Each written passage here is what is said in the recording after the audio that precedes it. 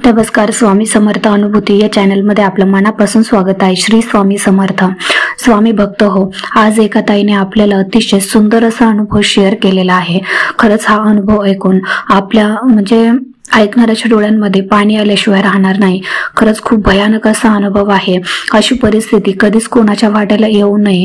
म्हणजे दुःख येतं पण इतकंही दुःख येऊ नये की जगण्याचा कंटाळा येऊन जातो. तर ह्या ताईंच्या बाबतीमध्ये खरंच खूप म्हणजे आयुष्यभर त्यांना असं दुःखच दुःख. लहानपणापासून गरीब परिस्थिती होती, नंतर त्यांच्या वाट्याला लग्न झाल्यावरही तितकंच दुःख आणि बरंच काही काही त्यांच्या आयुष्यामध्ये घडलं. पण खरंच स्वामींची लीला अगाध आहे. स्वामींनी असा काही चमत्कार केला की त्या ताई म्हणजे कल्पना सुद्धा करू शकत नव्हत्या की माझं आयुष्य इतकं चांगलं होईल म्हणून. त्या ताईंनी कोणत्या सेवा केल्या, त्या ताईंना काय अनुभव आला, त्या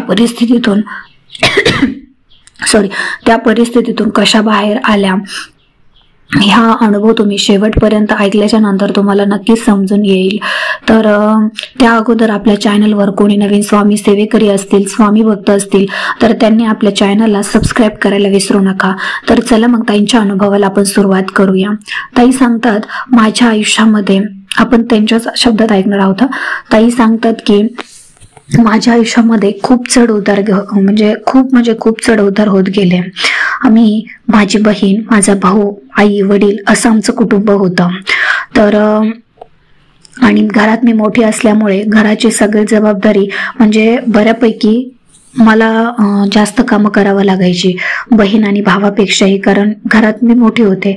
आई वडीलही मोलमजुरी करून म्हणजे घर भागवत होते.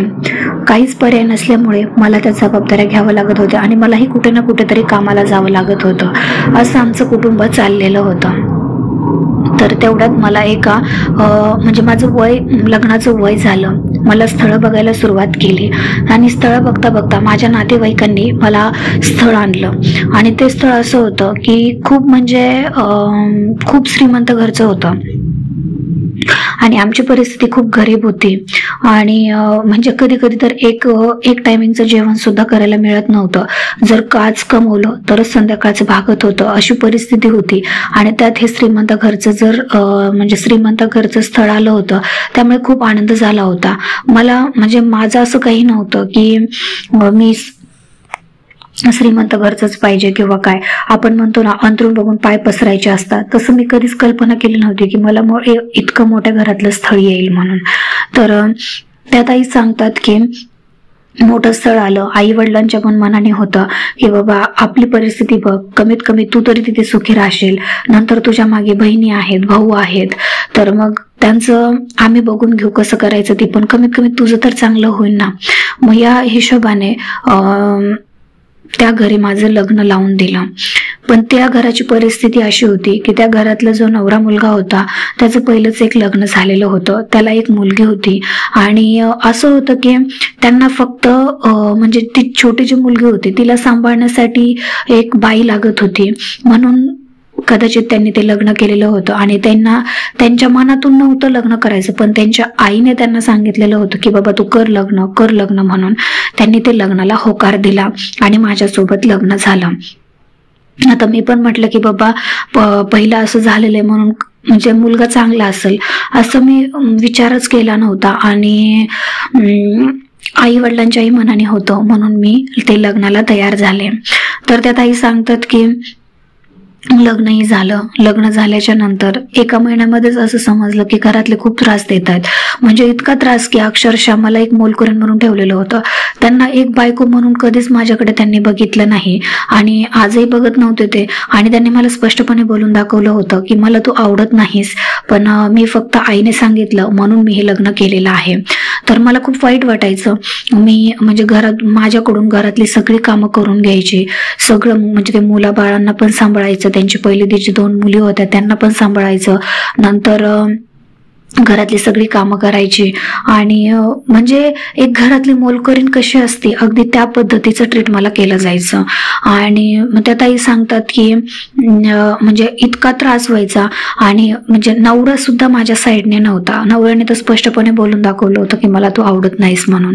नवराही माझ्या साईडने नव्हता. सासूबाई पण खूप त्रास द्यायच्या. घरातली सगळी कामं करून सुद्धा, जिथली तिथे करून सुद्धा, त्या मुलाबाळांना जपून सुद्धा माझ्या वाट्याला असं म्हणजे दुःख का आलं होतं. तर मला कुणीतरी सांगितलं की तू स्वामींची सेवा कर. म्हणजे आमच्या शेजारी एक ताई होत्या, त्या स्वामी समर्थ महाराजांची खूप सेवा करायच्या. त्यांना पण त्यांच्या आयुष्यामध्ये खूप प्रॉब्लेम होते, पण स्वामींची सेवा केल्यापासून त्यांचे प्रॉब्लेम, त्यांच्या अडचणी दूर निघून गेल्या. आणि त्यांना त्या शेजारच्या ताईंना सुद्धा ह्या ताईंचा म्हणजे त्रास सहन होत नव्हता, म्हणजे बघवत नव्हता की बाबा किती छळ केला जातो तिचा या घरामध्ये. तर त्यांनी एक दिवस असंच बाहेर आल्यावरती सांगितलं की तू स्वामींच्या केंद्रामध्ये जा, स्वामींची सेवा कर. पण त्या ताई म्हटल्या की मला स्वामींबद्दल काहीच माहिती नाहीये, म्हणजे कशी सेवा करायची, कुठून सुरुवात करायची, काय करायची. तर त्या ताई, ज्या सेवेकरी ताई होत्या, त्या बोलल्या की मी तुला सांगते कशी सेवा करायची, काय करायची ते. मग त्या ताईंनी सांगितलं की तू केंद्रात जा, आरतीला जा एक दिवस. तू केंद्रात गेल्यानंतर तुला समजेल की काय असतं. आणि त्याच्यानंतर तू तिथं एक पुस्तक भांडार म्हणून असतं केंद्रामध्येच, तिथे तुला स्वामी चरित्र सारामृत असा ग्रंथ मिळेल. एक जपमाळ घे, स्वामी चरित्र सारामृत ग्रंथ घे आणि त्याच्यानंतर तू सेवा करायला लाग. त्या ज्या ताई होत्या त्यांनी हळूहळू सेवेला म्हणजे त्या तिथून मंदिरातून घरी आल्या आणि घरच्यांना विचारलं, म्हणजे सासूबाईंना विचारलं की मी स्वामींची सेवा करू का. तर त्या बोलल्या की तू आपल्या घरात कशाला त्या बाबाला आणतेस म्हणून, अगोदरच तू नॉनव्हेज खाते, घरामध्ये नॉनव्हेज असतं आणि तू कशाला त्या बाबाला घरामध्ये आणते. त्या ताई सांगत की मी नॉनव्हेज खात होते, पण जेव्हापासून म्हणजे अर्थातच त्यात म्हणजे मी नॉनव्हेज खाते, घरातले नॉनव्हेज खातात, म्हणून तू कशाला त्या बाबांना घरात आणतेस, कशाला सेवा करतेस, असं त्या सासूबाई त्या ताईंना म्हणाल्या. तर मग त्यांनी विचार केला की आता सासूबाईच नको म्हणताय तर नवरा तरी कशावरून परवानगी देईल, कारण नवरा पण आईचंच ऐकणारा होता, माझं तर काही ऐकतच नव्हता. मग मी नवऱ्याला तर विचारायलाच गेली नाही. मग मी काय केलं, स्वामींची सेवा माझ्या हातून घडतच नव्हती. मनातून खूप तळतळ वाटायची, खूप इच्छा होती की स्वामींची सेवा करावी, पण माझ्या हातून स्वामींची सेवाच होत नव्हती. म्हणजे घरामध्ये मला परवानगी दिली जात नव्हती आणि जेवढा वेळ होता तेवढं सगळं माझ्याकडून कामं करून घेण्यातच वेळ, म्हणजे सासूबाई त्या होत्या तेवढी सगळी घरातली कामं करण्यातच वेळ निघून जायचा. त्याच्यामुळे मला कुठेही स्वामींची सेवा करायला वेळच मिळाला नाही. त्यानंतर काही दिवस असे ओलांडले आणि मला प्रेग्नन्सी राहिली, मी प्रेग्नंट राहिले. तर प्रेग्नंट राहिल्याच्या नंतर आता पहिल्यांदाच होतं, मला काही समजत नव्हतं की कसं असतं, काय असतं, आणि सांगायलाही कोणी नाहीये. सासूबाई तेवढ्या प्रेमळ नव्हत्या, काही सांगत नव्हत्या, कसं करायचं, काय खायचं, काय प्यायचं, काय नाही, असं काय पाळायचं, काहीच नाही. इतकं त्या प्रेग्नन्सीमध्ये सुद्धा माझ्याकडून इतकी कामं करून घ्यायच्या की अक्षरशः मी थकून जायचे. पण तरी सुद्धा मी कधी त्यांना असं दाखवून दिलं नाही की मला थकवा आलाय किंवा मला काम करूशी वाटत नाहीयेत, काहीच करू वाटत नाही. मी काम करायचे. आणि त्यानंतर 9 महिन्यापर्यंत मी सासरीच होते. 9व्या महिन्यात मी माहेरी गेले आणि माहेरी गेल्याच्या नंतर मी स्वामींची म्हणजे आता घरी गेले, आईकडे गेले होते, त्याच्यामुळे मी तिथे गेल्यावर कुठल्याच कामाला हात लावला नाही आणि आईने मला कधी करू दिलं नाही, कारण 9व्या महिन्यात आपण किती अवघडलेलं असतो हे प्रत्येक बाईला माहितीच आहे. तर त्या ताई सांगतात की माझ्या बाबतीत असंच होतं, मी काहीच कामं केले नाहीत, पण माझ्या मनामध्ये एक तळतळ होती की 9 महिन्यामध्ये मला स्वामींची सेवा मिळाली नाही, पण आता मला स्वामींच्या सेवेला वेळ मिळत आहे ना, तर मी इथे करून घेते. ताईंनी 9व्या महिन्यामध्ये गुरुचरित्राचं पारायण केलं, त्याच्यानंतर जपमाळ केली, म्हणजे 11 माळी जप करायच्या, गुरुचरित्राचं पारायण करायच्या, जसं जमेल तसं तारक मंत्र म्हणायच्या. स्वामींची त्यांनी इतकी सेवा केली की अक्षरशः म्हणजे डिलिव्हरी होईपर्यंत त्या स्वामींची सेवा करत होत्या. मग तुम्ही विचार करा की त्या ताई म्हणजे स्वामींनी त्यांच्याकडून किती सेवा करून घेतली असेल एका महिन्यामध्ये फक्त. त्याच्यानंतर त्या ताईंची डिलिव्हरी झाली आणि डिलिव्हरी झाल्याच्या नंतर त्या ताईंनी सासरच्या घरच्यांना म्हणजे माहेरच्या घरच्यांनी सासरच्या घरच्यांना फोन करून सांगितलं की मुलगी झाली म्हणून. मुलगी झाली असं ऐकताच त्या सासूबाईचं तोंड इतकं वाकडं झालं, त्या नवऱ्याचं पण तोंड, म्हणजे त्यांच्या मनामध्ये नकारात्मकता होती की मुलगी नको म्हणून. म्हणजे आईसारखंच म्हणजे तिला पण बोलायला लागले की बाबा ही आईसारखीच आता मुलगी पण झाली, मुलगी झाल्यावर काय दिवा लावणार आहे असं. म्हणजे मुलीला ते महत्व देत नव्हते मुलगी झाली म्हणून. आईचंही तोंड त्यांचं वाकडं झालं. आणि नंतर ते अक्षरशः 8 महिने झाले तरी सुद्धा ते नवरा आणि सासू कधीच बाळाला भेटायला सुद्धा आले नाहीत. म्हणजे त्यांनी मनामध्ये असं म्हणजे ताईंना कुठेतरी असं मनामध्ये वाटायचं की बाबा आपल्या मुलीला बापाचं प्रेम मिळावं, त्यांनी एकदा तरी विचारावं. म्हणजे ते फोनही करत नव्हते आणि विचारतही नव्हते की बाबा कशी आहे, कसं आहे बाळ, कशी झाली, काय, काहीच नाही. फक्त आम्ही स्वतःहून एकदा फोन करून सांगितलं की मुलगी झाली, त्याच्यानंतर फोनही नाही आणि काहीच नाही. तर मला इतकं वाईट वाटायचं की म्हणजे एकदम अपराधासारखं वाटायचं की बाबा मी का स्वामींपुढे इतकी रडायची की स्वामी का माझ्याच वाट्याला का असं दुःख आलेलं आहे, माझ्याच वाट्याला का म्हणजे एवढा त्रास आहे, असं मी काय केलंय की माझ्या म्हणजे इतका मला त्रास होतोय. तर त्या ताई सांगतात की नंतर मला माहेरी न्यायला मी माहेरून सासरला गेले. म्हणजे आमच्या घरच्यांनीच, माहेरच्या लोकांनीच मला सासरी सोडलं. आणि त्यानंतर तिथे गेल्यावर मला समजलं, मला म्हणजे भरपूर वेळेस ते खोटं बोलायचे, खोटं बोलून माझ्याकडून ते सह्या करून घेत होते. म्हणजे त्यांचे जे डिवोर्स पेपर होतात किंवा जे बाकीच्या गोष्टी होतात त्याच्यावरती त्या ताईंच्या सह्या लागत होत्या. तर खोटं बोलून माझ्याकडून त्यांनी सह्या करून घेतल्या. आणि म्हणजे त्यांचं दुसरं लग्न झालेलं होतं, एकदम बोलणी पण झालती, सगळं झालं होतं. म्हणजे त्या दादांचं हे 3रं लग्न होतं. पहिलं लग्न ऑलरेडी झालं, ह्या ताईंसोबत दुसरं झालं होतं आणि अजून ते त्यांनी 3रं लग्न केलं होतं. तर मला हे तिथं गेल्यावर समजलं, बोलणी झाली, सगळं झालं, लग्न झालं आणि ती मुलगी घरात येऊन राहत सुद्धा होती. मला हे बघून खूप आश्चर्य वाटलं आणि धक्काच बसला. तर मी त्यांना सांगितलं की बाबा म्हणजे मी लगेच तिथून माहेरला निघून आले की म्हणलं आता ती जर मुलगी तिथे राहते तर माझं काय अस्तित्व आहे तिथं, मी का राहू. तर मग मी माझी मुलगी परत निघालो. पण त्यांनी एका शब्दाने सुद्धा असं म्हटलं नाही की बाई तू इथे थांब आणि तू इथेच राहून संसार कर, असं काहीच नाही. कारण त्यांना जर गरज असती तर त्यांनी असं दुसरं लग्न लावून दिलंच नसतं त्यांचं, त्या दादांचं. बघा तुम्ही विचार करा की एका मुलीची हालत काय असेल आणि एका मुलीच्या वाट्याला असं किती दुःख आलं असेल. त्या ताई घरी आल्या, परत माहेरी आणलं, तिच्या आई बाबांनी तिला माहेरी आणलं आणि त्या माहेरीच राहू लागल्या.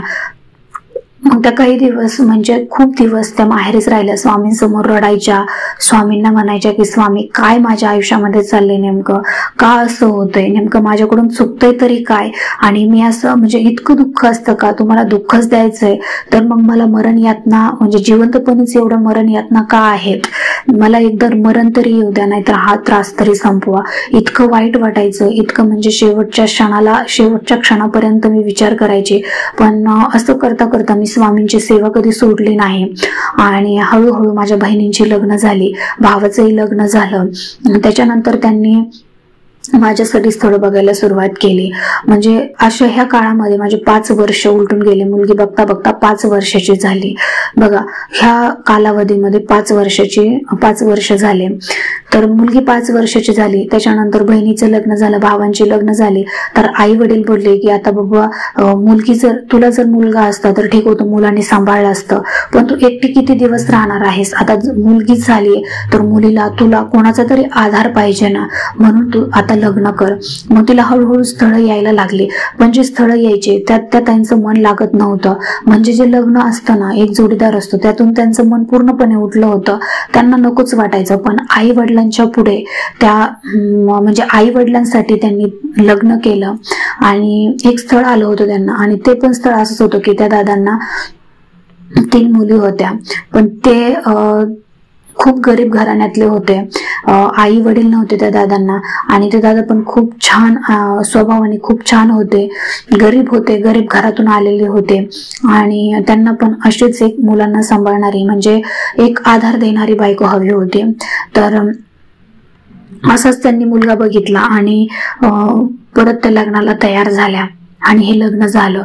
आणि लग्न झाल्याच्या नंतर त्या ताई आज खूप सुखात आहेत, आनंदी आहेत. ताई सांगतात की प्रॉपर्टी खूप कमी आहे पण आज मी सुखाचा घास खाते.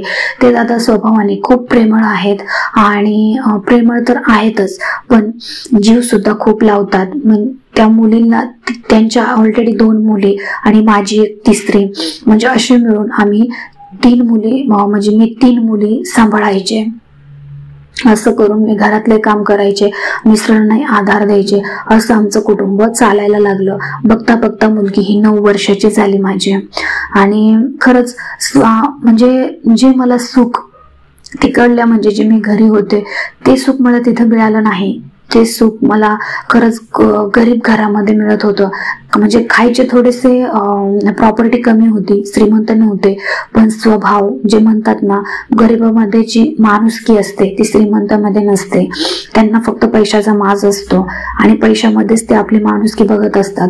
पण हे दादा खूप वेगळे होते, त्यांचा स्वभावही खूप वेगळा होता आणि स्वभावही खूप वेगळा होता. त्यांनी कधीच मला असं म्हणजे असं कधीच म्हणजे तुझं लग्न का झालं होतं काय असं पास्ट बद्दल कधीच काही विचारलं नाही आणि कधी विषय काढला नाही आणि मी पण त्यांना कधी दुखवलं नाही. तर असं करता करता मुली मोठ्या झाल्या. मी मुलींना पण खूप जीव लावायचे. मुली मोठ्या झाल्या, सगळं व्यवस्थित झालं आणि आज माझा संसार खूप सुखाचा झालेला आहे. कदाचित स्वामींना माझ्यासाठी काहीतरी चांगलं लिहून ठेवलेलं होतं, म्हणूनच मला या त्रासातून स्वामींनी मला त्या माणसांपासून वेगळं केलं आणि वेगळं करण्यासाठी स्वामींनी मला कारण दिलं की त्या माणसाने दुसरं लग्न करावं, मगच मी वेगळी होऊ शकते. असं म्हणतात ना, जे आपल्यासाठी योग्य आहे तेच स्वामी आपल्याला देतात. जे आपल्यासाठी चांगलं नाही ते स्वामी कधीच आपल्याला म्हणजे आपल्या जवळ सुद्धा येऊ देत नाहीत आणि जरी आलं तरी ते कोणत्या ना कोणत्या तरी कारणाने आपल्यापासून ते दूर करतात. कारण आपलं भविष्य आपल्या स्वामींना माहिती असतं. त्यामुळे कोणत्याही परिस्थितीमध्ये तुम्ही स्वामींची सेवा सोडू नका. भलेही स्वामी तुम्ही सेवा केली लगेच तुम्हाला फळ मिळणार नाही, पण एक ना एक दिवस त्या सेवेचं फळ तुम्हाला नक्की मिळणार असतं. हा माझा स्वतःचा अनुभव आहे.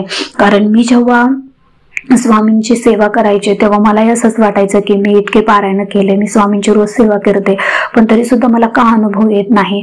पण म्हणतात ना, स्वामी आपला विश्वास बघत असतात, संयम बघत असतात की हा भक्त आपल्यावरती किती निश्चिंतपणे विश्वास ठेवतो, संयम ठेवतो, श्रद्धा ठेवतो. आणि मी तोच म्हणजे त्या आपलं दुःखच असतं की आपल्याला लगेच फळ भेटावं असं वाटतं, पण तसं नसतं. आपण थोडा संयम ठेवायला हवा, वाटही बघायला हवी आणि नंतर जे आपल्याला फळ मिळतं ना ते इतकं छान आणि अगणित असतं की आपण त्याचा विचारही कधी करू शकत नाही. इतकं छान फळ मिळतं. तुम्हाला माझं एकच सांगणं आहे की तुम्ही स्वामींची सेवा करा. तुमचे नक्कीच अडचणी, दुःख, जे काही प्रॉब्लेम असतील ते दूर झाल्याशिवाय राहणार नाहीत. माझ्या जशा आयुष्यामध्ये प्रकाश पडला तसंच तुमच्याही आयुष्यामध्ये प्रकाश पडू द्या अशी मी स्वामीचरणी प्रार्थना करते आणि माझा अनुभव संपवते. तर श्री स्वामी समर्थ. बघा, ह्या ताईंचा अनुभव ऐकून खरंच डोळ्यात पाणी आल्याशिवाय राहत नाही. खरंच स्वामींची लीला अगाध आहे. जो स्वामींची सेवा करतो त्याचं हृदय नेहमी भावनेने भरलेलं असतं. म्हणजे त्याच्या डोळ्यामध्ये स्वामींविषयी खरंच खूप म्हणजे जेव्हा माझ्यावरून सांगते, जेव्हा मी स्वामींच्या मंदिरात जाते तेव्हा माझे डोळे भरून येतात. स्वामींकडे पाहिलं तरी माझे डोळे भरून येतात. माहित नाही असं का होतं, पण माझे डोळे भरून येतात. कारण स्वामींचं आपलं नातं एक अगणित असतं, एक वेगळंच असतं. स्वामींची लीलाच तितकी म्हणजे स्वामींची लीलाच तितकी वेगळी आहे ना की मी तुम्हाला शब्दात वर्णन नाही करू शकत. तर ह्या ताईंचा अनुभव तुम्हाला कसा वाटला मला कमेंट करून नक्की सांगा. आवडला असेल तर आपल्या चॅनलला लाईक, शेअर आणि सबस्क्राईब करायला विसरू नका. तर भेटूया अशाच एका नवीन व्हिडिओ सोबत. तोपर्यंत सर्वांना श्री स्वामी समर्थ.